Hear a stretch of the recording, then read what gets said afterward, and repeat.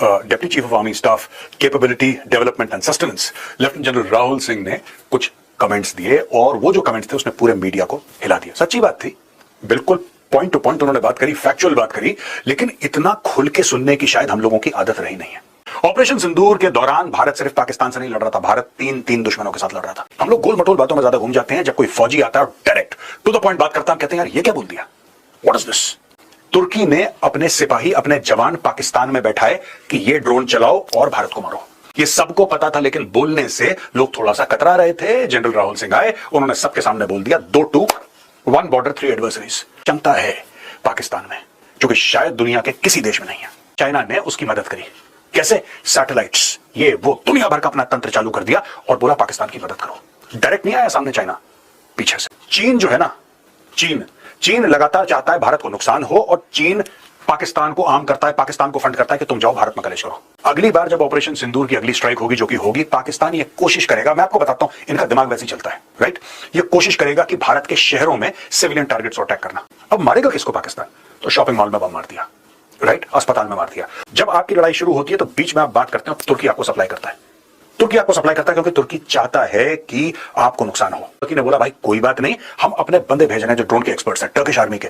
Turkish army was fighting against the Indian army. मैं आपको ये बोलने की कोशिश कर रहा हूं, ये देखिए साहब, 81% of Pakistan military imports are from China. ये 9 मई की खबर है, ठीक है जी। ये फाइनेंशियल एक्सप्रेस की खबर है। CNN वर्ल्ड कहता है China has spent billions developing military tech, conflict between India and Pakistan could be its first major test. ये देखिए साहब, पाकिस्तान को हथियार मिल जाते हैं तब वो शेर बनने की कोशिश करता है, फिर वो इंडिया के ऊपर हमले करवाता है, जैसे पहलगाम। एक लेबोरेटरी की तरह पाकिस्तान को इस्तेमाल करा कि इनको हथियार दो, ये हथियार चलाओ। चाइनीज हथियार को इस्तेमाल ही नहीं करता, और जो इस्तेमाल करता है वो लड़ाइयों में पड़े नहीं है। तो चाइनीज वेपन्स को बैटल टेस्ट कभी नहीं करा गया, और चाइना पाकिस्तान का इस्तेमाल करता है, अच्छा ये करो, इंडिया के साथ लड़ो, ये हथियार। 10 May 2025 Pakistan used 400 drones possibly from तुर्की इंडिया। ये हिंदू ने कवर करा है, ये 10 मई की बात है, ये बात 10 मई की है। आ गया वो शाहकार जिसका था सबको इंतजार, यानी गोबर आर्या भी बोलेगा। किस पर बोलेगा? अपनी नाकामियों पर। रुदाली वही जो हमेशा से वो करता आया है। आप इस वीडियो में उसका बॉडी लैंग्वेज देखकर समझ जाएंगे कि अंदर कितनी गहरी चोट पहुंची है। क्योंकि जब आपका आर्मी चीफ के सेकंड बंदा यानी vice army chief, deputy army chief media पर आकर ये बता दे कि हाँ हमें इस जगह से मार पड़ी है, सिर्फ पाकिस्तान ही नहीं था, चीन ने भी मारा, तुर्की ने भी मारा। तुर्की के तो लोग बैठे हुए थे जो ड्रोन उड़ा कर हमें मार रहे थे, हमारे ऊपर हमले कर रहे थे। अब उस पर गोबर आर्या बाकायदा बोल चुका है। क्या कुछ बोला है आज की इस वीडियो में आपको वही सब कुछ सुनाएंगे कि रोना सुनिएगा और एंजॉय कीजिएगा, क्योंकि ये रोना हमें बहुत मज़ा देता है। क्योंकि ये वही गोबर आर्या है जो पाकिस्तान के हमले से पहले नाम ले लेकर आसिम मुनीर और पता नहीं किस किस का ये कहता था कि तुम हमारे ऊपर हमला कर दो, अगर तुम में हिम्मत है तो फिर हम तुम्हें बताएंगे। लेकिन फिर जब हमला हुआ 4 घंटे बाद ही सीज़ फायर इन्हें करना पड़ा। अगर इतनी हिम्मत थी तो कुछ और दिन रुक जाते। अब ये कह रहा है कि अगली दफ़ा जब ऑपरेशन सिंदूर होगा तो पाकिस्तान हमारी सिविलियन आबादी को टारगेट करेगा। बहरहाल देखते हैं गोबर आर्या मज़ीद क्या कुछ कहता है। आप एंजॉय करेंगे, लेकिन चैनल को सब्सक्राइब नहीं किया, ऐसी वीडियोज़ के लिए ज़रूर कर लीजिएगा ताकि इस जैसे चमचे चमांटों की औकात हम आपको दिखाते रहें। इवेंट पे deputy chief of army staff capability development and sustenance lieutenant general Rahul Singh ने कुछ कमेंट्स दिए और वो जो कमेंट्स थे उसने पूरे मीडिया को हिला दिया। सच्ची बात थी, बिल्कुल पॉइंट टू पॉइंट उन्होंने बात करी, फैक्चुअल बात करी, लेकिन इतना खुल के सुनने की शायद हम लोगों की आदत रही नहीं है। हम लोग गोल मटोल बातों में ज्यादा घूम जाते हैं। जब कोई फौजी आता है और डायरेक्ट टू द पॉइंट बात करता है, कहते हैं यार ये क्या बोल दिया, व्हाट इज दिस।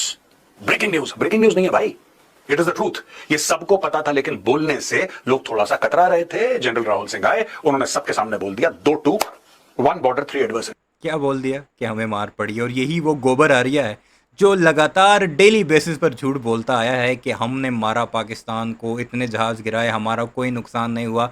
इवन के वहाँ के CDS, डिप्टी आर्मी चीफ, इसके अलावा बेशुमार लोग ये बोल चुके हैं कि हमारा बहुत ज़्यादा नुकसान हुआ है। अब इस गोबर आर्या के मुंह पर खुद उनके डिप्टी आर्मी चीफ ने चपेड़े मारी हैं, तो अब इसके ज़रा हालात चेक कीजिए। ऑपरेशन सिंदूर के दौरान भारत सिर्फ पाकिस्तान से नहीं लड़ रहा था, भारत तीन दुश्मनों के साथ लड़ रहा था। और दोस्तों ये आज मैं समझाऊंगा किस तरीके उन्होंने क्या बोला, इसका मतलब क्या है, और ऑपरेशन सिंदूर में भारत ने कौन सी कठिनाइयां फेस करी, ये सब आपको जानना जरूरी है। पाकिस्तान की इस एयरबेस को ठोका, वो करा, ये सारी बातें एक तरफ, लेकिन what is the nature of our enemy. ये जो 10 सर वाला रावण है, इसकी नाभि कहां है, इसको ठोकना कैसे है, इसको चित कैसे करना है। लेकिन एक क्षमता है पाकिस्तान में जो कि शायद दुनिया के किसी देश में नहीं है, किस तरीके से अपने आप को अमीर देश के लिए यूजफुल बनाना, किस अपने आप को अमीर देश के लिए यूजफुल बनाना। इनका एक एक इक्विपमेंट जो है इन्होंने भाड़े पर लिया हुआ है। रशिया, फ्रांस, अमेरिका और पता नहीं किस किस मुल्क से ये चीज़ें लेते हैं, और जब हम लेकर इन्हें ठोकते हैं तो फिर ये कहते हैं कि पाकिस्तान यूज़ होता है। तरीके से अपने लिए बड़ा मालिक चुनना, ये हुनर, ये कला पाकिस्तान के पास है। दोस्तों, ये फिकी का इवेंट था और ये हैं लेफ्टिनेंट जनरल राहुल सिंह। इन्होंने बताया कि China help Pakistan with live inputs in conflict with India, Indian army deputy chief says. ये देखिए साहब, speaking at new age military technologies event organised by FICCI, lieutenant general Rahul R Singh, deputy chief of army staff, capability development and sustenance, said when the DGMO level talks were going on, Pakistan said that we know that your such and such important vector is primed and it is ready for action. He was getting live inputs from China. यानी कि भारत ने अपने 2-3 platform, 2-3 vectors बिल्कुल तैयार कर रखे थे पाकिस्तान को ठोकने के लिए। ये सारी चीजें चाइना देख रहा था।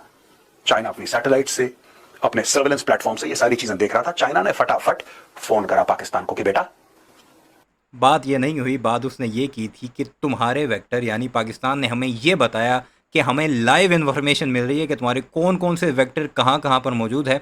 अगर ज़्यादा सियाणपती की तो हम उन्हीं को ठोकेंगे। ये बात की उनके वाइस आर्मी चीफ ने, और ये इस बात पर भी ये बकवास और झूठ बोल रहा है। अपनी आखिरी सांसें गिन ले तू, बहुत बड़ा कुछ कांड होने वाला, यही चीज कह रहे हैं। Such and such important vector is primed and it is ready for action. India ready for action है, उसके ये 2-3 इंपॉर्टेंट वेक्टर्स हैं, दे आर एब्सोल्युटली प्राइम्ड। इसीलिए फट से कॉल आया डीजीएमओ को और ये बोला हमारे डीजीएमओ को, पाकिस्तानी डीजीएमओ ने कि सर बहुत हो गया, अब रोक देते हैं, बहुत हो गया, अब रोक देते हैं। भारत ने ऑपरेशन सिंदूर क्यों शुरू करा था? भारत ने बोला था कि पहलगाम के लिए पाकिस्तान को सजा मिलनी चाहिए, राइट? ये बैकग्राउंड था दोस्तों। अब देखिए, ये खबर हमने रॉयटर्स से ली है। यहां पे China gave Pakistan live input during the conflict, says Indian army deputy chief, urgent air defence upgrades, critical officer says Turkey supported Pakistan with drones and personnel लीसेस। अब ये देखिए ना साहब कि पाकिस्तान अगर अकेले लड़ रहा होता ऑपरेशन सिंदूर में तो 3-4 दिन बहुत थे पाकिस्तान की कमर तोड़ के व्हीलचेयर में बैठाने के लिए, राइट? यही बातें ये 2019 में भी करते आए हैं, यही बातें ये अब भी कर रहे थे और अब भी कर रहे हैं। यानी इतनी मार पड़ने के बाद भी कि इनके आर्मी चीफ लेवल का बंदा 4 स्टार जनरल आकर ये बातें कर रहा है कि हमें मार पड़ी है, 3 स्टार जनरल आकर बात कर रहा है हमें मार पड़ी है। CDS जो होता है वो 4 स्टार जनरल होता है, आर्मी चीफ से भी बड़ा होता है। और ये जो लेफ्टिनेंट जनरल जो आया था, ये जो इनका डिप्टी चीफ है, ये 3 स्टार जनरल होता है। इसने भी कहा हमें मार पड़ी है, लेकिन ये एक खोता नहीं मान रहा, क्योंकि इस खोते को जब खुद को पढ़ेंगी तब ये शायद माने। वैसे अपने व्यूज़ के लिए, अपने बेवकूफ़ लोगों को बेवकूफ़ बनाने के लिए मज़ीद ये इसी तरह की बातें करता रहेगा। और अभी भी थोड़ा व्हीलचेयर में बैठाया पाकिस्तान को। पाकिस्तानी झूठ बोल लें, अपने मन की मनगढ़ंत बातें कर लें, वो उनकी मर्जी, वो उनकी कौमी आदत है। वो पाकिस्तानी बोलते झूठ है, झूठी कौम है, they keep on lying. But आप ये देखिए, 3 एडवर्सरीज। ये जो अभी नीचे चला गया ना, ऊपर वाली लाइन अगर देखें, urgent air defence upgrades critical. अब ये क्यों कहा उसने? अगर उसने पाकिस्तान को 3 दिन में बुरे तरीके से मार दिया था तो फिर उन्हें अपने डिफेंस सिस्टम पर तो खुशियां मनानी चाहिए, जश्न मनाना चाहिए। वो क्यों रोते हैं आकर कि हमें सरकार फंड्स दे कि हम अपने डिफेंस सिस्टम को अपग्रेड करें, और रशिया की मिन्नतें क्यों कर रहे हैं कि हमें 2 मज़ीद बैटरीज दो S-400 की? यही वजह है कि पाकिस्तान ने उनका ये डिफेंस सिस्टम तबाह किया, उन्हें बुरे तरीके से नाक रगड़वाई। तब ही उसने ये कहा कि ज़ाहिर है अगर कोई चीज़ नाकाम होती है तो वो मज़ीद चाहिए होती है या उसको एडवांस किया जाता है। अगर वो कामयाब रही, अगर पाकिस्तान J-10C पाकिस्तान के कामयाब हो चुके हैं, तो हम पाकिस्तान के J-10C को ग्राउंड तो नहीं करेंगे। Deputy Army Chief points to China-Pakistan-Turkey nexus during Operation Sindoor. How China fed live updates to Pakistan and Turkey supplied drones during Operation Sindoor. Live. देखिए, जब आप लड़ाई करते हैं, आपके हथियार लड़ाई करते हैं साथ में, राइट? आपकी सैटेलाइट्स, आपका रिकॉनेसेंस और सर्वेलेंस का पूरा जो आपके आंख और कान होते हैं, राइट? पाकिस्तान को तो ना उनकी आंख से दिख रहा था ना कान से सुनाई दे रहा था। पाकिस्तान के पापा चाइना ने उसकी मदद करी। कैसे? सैटेलाइट्स, ये वो दुनिया भर का अपना तंत्र चालू कर दिया और बोला पाकिस्तान की मदद करो। डायरेक्ट नहीं आया सामने चाइना, पीछे से, राइट? ये देखिए साहब, जब डायरेक्ट आया था तब तुमने क्या उखाड़ लिया था? ये डोकलाम और ये जो लद्दाख वाली साइड पर आया था, तुम्हारे 40 फौजियों को डंडों से उसने मारा था, पीटा था। तब तुमने क्या कहा था? नरेंद्र मोदी ने आकर तकरीर थी, ना कोई आया है, ना कोई आएगा, ना कोई आए थे।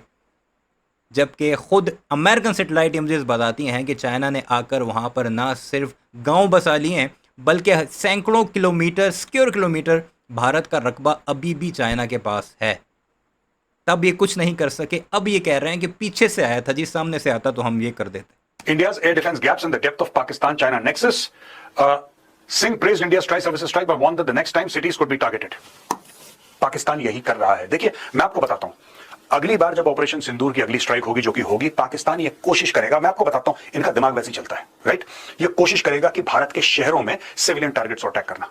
डराओ डराओ अपनी आवाम को। एक तो तुम्हारा गोदी मीडिया डराता है, फिर तुम्हारे फौजी आकर अपने लोगों को, पहले ही फटे पड़े होते हैं, अब मैं वो वर्ड यूज़ नहीं कर सकता, खुद भी डराओ तुम इन्हें कि पाकिस्तान अब शहरों को टारगेट करेगा। पहले ही वो बेचारे डरपोक हैं, अब मज़ीद जो है उनकी चीखें निकलेंगी। पाकिस्तान को तुमने देखा ना, जब शहरी आबादी को टारगेट किया तो पाकिस्तानी अपनी बंदूकें लेकर खुद तुम्हारे ड्रोन गिराते नजर आए। हमने मिसाइल फायर किए, मिसाइल्स के वो जो उनका कैरियर होता है उसके साथ बैठकर। इस बार भी पाकिस्तान ने वही कोशिश करी थी लेकिन नाकामयाब हुआ था। पाकिस्तान यही करेगा, क्योंकि देखिए भारत में अब जैसे हम पाकिस्तान के अंदर अटैक करते हैं तो हम क्या करते हैं, अच्छा टेररिस्ट टारगेट है, फौजी टारगेट है, फौजी टारगेट को तो मार नहीं पाता पाकिस्तान भारत में, और यहां पे कोई आतंकी तो है नहीं, अब मारेगा किसको पाकिस्तान?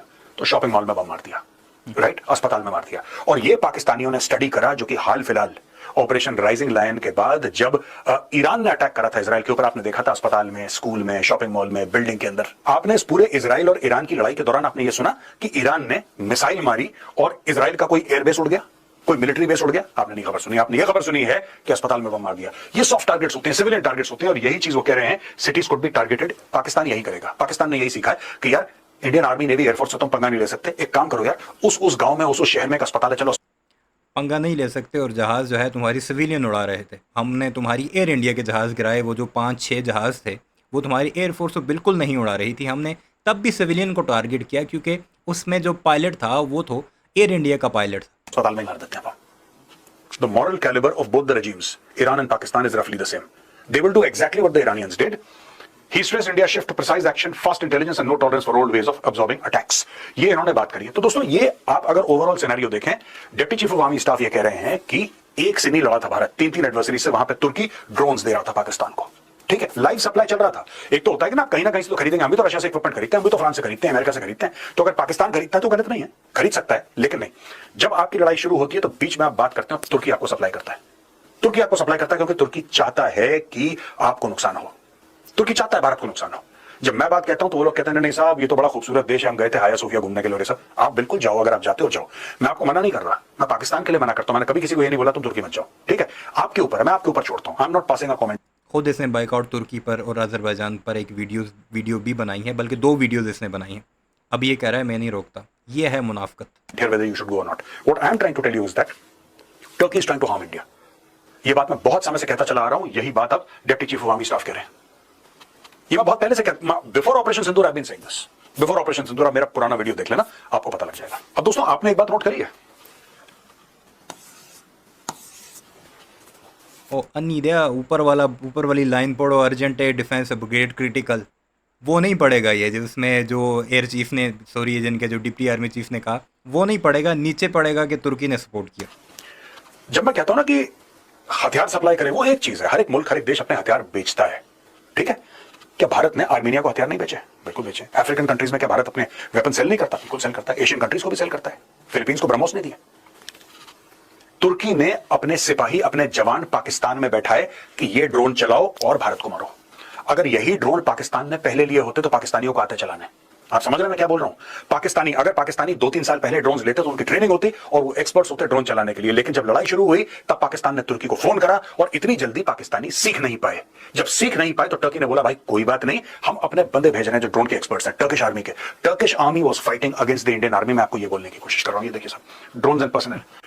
ये तो पाकिस्तान की फॉरेन पॉलिसी का एक ज़बरदस्त किस्म का एग्जाम्पल है कि पाकिस्तान ने अपने दोस्त को मुश्किल वक्त में फ़ोन किया, उसने कहा कि तुम अपने बंदे ना भेजो, हम इस जंग में अपने बंदे भेजते हैं, अगर ये तुम कहना चाहते हो तो आप ये समझ लीजिए कि सिर्फ हथियार नहीं बेचा, टर्की ने अपनी फौज उतारी वहां पे कुछ लोग, और बोला कि आप कितने 100 लोग उतारे मुझे नहीं पता, क्योंकि अलग अलग जगह से ड्रोन फ्लाई कर रहे थे। उसके बाद भी आपको छुट्टी मनाना, मैं आपको रोकूंगा नहीं, प्लीज गो टू टर्की, आपको जाना, आप जरूर जाइए।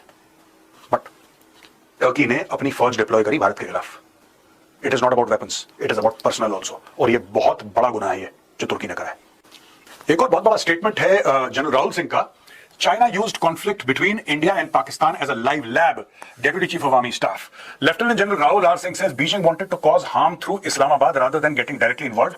He emphasizes the need for establishing a robust air defense system. देखिए साहब, साफ सीधी बात है, और ये बात आप अगर मेरे पुराने वीडियोस देखिए, मैं आपको लगातार कहता चला रहा हूं। अभी फिलहाल हाल फिलहाल के 2 महीने के वीडियोस आप देख लीजिए, ऑपरेशन सिंदूर के बाद 2-2.5 महीने के, या उसके भी पहले के। चीन जो है ना, चीन लगातार चाहता है भारत को नुकसान हो, और चीन पाकिस्तान को आर्म करता है, पाकिस्तान को फंड करता है कि तुम जाओ भारत में कलेश करो। पाकिस्तान इंटरेस्टेड नहीं है इस मामले में इतना ज्यादा जितना चाइना है। पाकिस्तान को पैसे मिल जाते हैं, पाकिस्तान को हथियार मिल जाते हैं, तब वो शेर बनने की कोशिश करता है, फिर वो इंडिया के ऊपर हमले करवाता है, जैसे Pahalgam.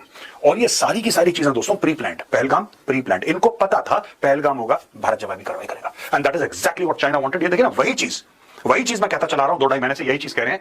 Lieutenant general Rahul Singh says Beijing wanted to cause harm through Islamabad rather than getting directly involved. Directly involve कहीं चाइना होना ही नहीं चाहता, चाइना होना ही नहीं चाहता।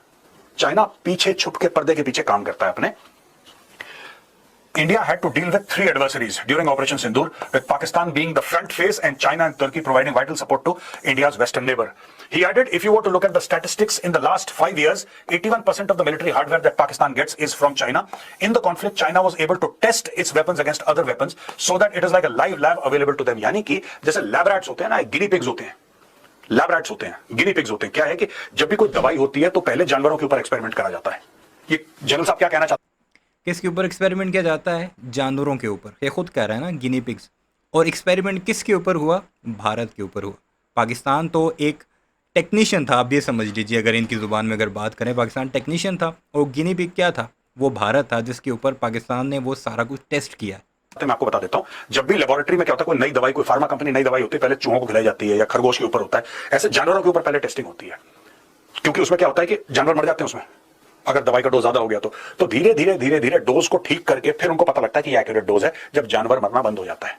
एक लेबोरेटरी की तरह पाकिस्तान को इस्तेमाल करा कि इनको हथियार दो, ये हथियार चलाओ। अगर भारत का कोई मेजर नुकसान हो जाता तो चाइना के 2 फायदे होते हैं। पहली चीज, चाइना अपना उल्लू सीधा कर लेता, क्योंकि जब इंडिया को मेजर नुकसान होता तो इकोनॉमी को मेजर नुकसान होता, तो चाइना के कलेजे में ठंडक पड़ती कि हाँ चलो ठीक है, कोई बात नहीं, हमने इतना मेजर नुकसान भारत का कर दिया, हमारे खिलाफ कंपटीशन में खड़ा हो रहा था, हमने देखो सेट कर दिया। पहली चीज। दूसरी चीज, अगर भारत का मेजर नुकसान होता, भगवान अगर ऐसा होता, अगर कोई मेजर नुकसान होता भारत का, तो चाइनीज वेपन्स की वैल्यू बढ़ जाती कि देखो कितने शानदार हथियार हैं।